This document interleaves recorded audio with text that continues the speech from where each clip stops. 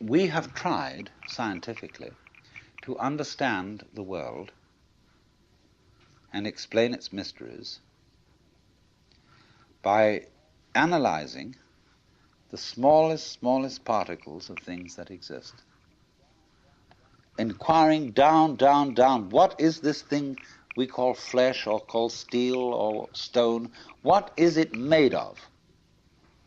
Go down into the midst of it. And that's given us a certain understanding. But only half of the understanding. Equally important is not what is the tiniest particle, but in what context is the tiniest particle. You see? In relation to what is it? Just as the word bark, as I showed you, has different meanings in different sentences, so cells, molecules, atoms have different properties in different contexts. So what the scientist equally needs to study is not simply what is anything when very, very minutely analyzed, but where is it? When is it? That makes all the difference. So do you see that a lot of people who get anxious when they hear that everything is relative have no need to get that anxious. Relativity isn't some kind of slippery morass in which all standards and all directions get lost. Relativity is really the soundest situation that there is. See, it's the one supporting the other. It's this thing. Do you know this? This is wonderful. X marks the spot. Imagine this going on and on. Supposing my finger were indefinitely long, both fingers, and they were doing this. See, they're just crossing each other. Now, on one side of it, it's a pair of scissors, and it cuts. What is it on the other side? Why, it's opening female legs, saying, please come in. This utter softness, utter receptiveness. On the other side, it's but on this side, it's please, please, please, please, yes. Welcome. And everything's based on that.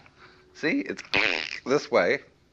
Sharpness, teeth, biting, spines, crab shells, all that kind of thing, you know. On the other side, it's the melting softness of life. See? They go together just like that.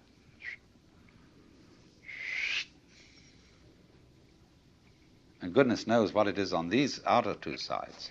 I haven't thought about that yet. So,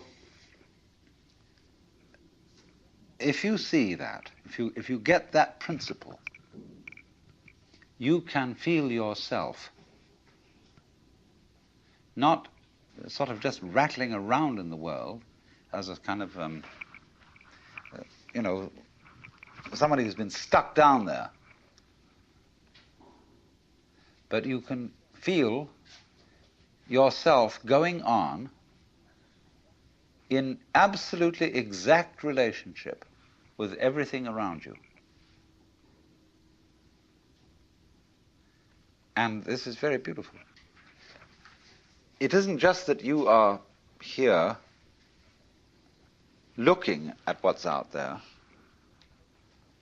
like you might be photographing it with your eyes. It's that if that there wasn't there, you wouldn't be here. The outside thing that you see and the inside thing that you are poles of the same magnet, or back and front of the same coin, and without one there isn't the other.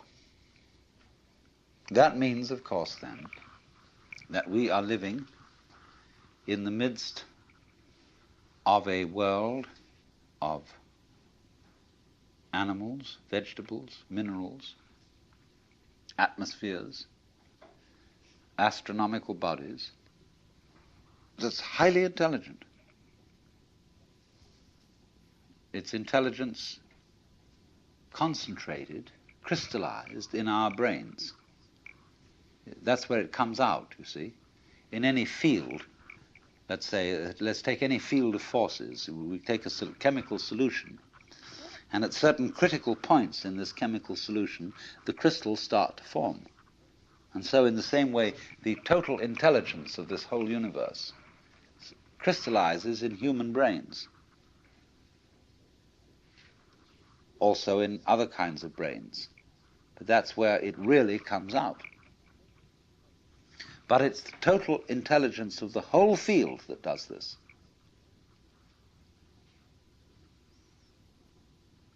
So we go with the whole thing, interdepend with it. We don't live in an environment which is just rock, just air, just atmosphere and so on. The environment's only like that when we think about it analytically and try to explain it. But when we think of it isn't just rock and air, see, but those things go together.